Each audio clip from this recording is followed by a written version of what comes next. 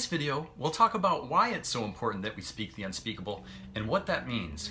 Welcome to Speak the Unspeakable, a series focused on suicide prevention through the lens of lived experience. My name is Scott Teichmer. I'm a suicide preventionist and an attempt survivor. So in the introductory video, we spoke briefly about those who have experienced suicide, including thoughts, attempts, and loss, have all too often had to deal with those experiences in secrecy, in silence, and shame.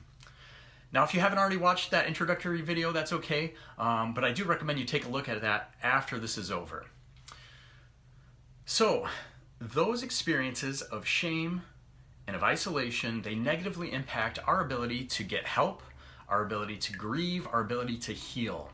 Now, the reason Speak the Unspeakable focuses on lived experience is because all too often, when the subject of suicide is discussed in media and public discourse, it's usually done so immediately following a death by suicide. Now, this paints an inaccurate and incomplete picture. Research has shown a clearly identified need that we share more stories of survival. Stories of individuals who have had firsthand experiences with suicidal thoughts or even behaviors and have continued to persist, to survive, to live, to overcome. Because individuals with lived experience have that firsthand knowledge of suicidal thoughts, suicidal behaviors, it makes us a primary source of valuable information and insight so that we can help others.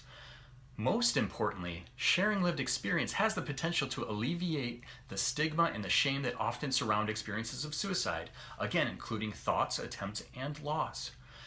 I'm making the choice to speak the unspeakable with you right now because shame, secrecy, and silence are not just detrimental to our healing and to our well-being. Shame, secrecy, and silence can be life-threatening, and I know this all too well.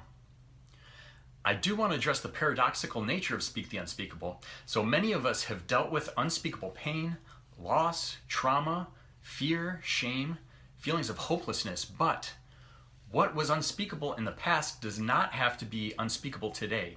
And what feels unspeakable today does not have to remain unspeakable tomorrow.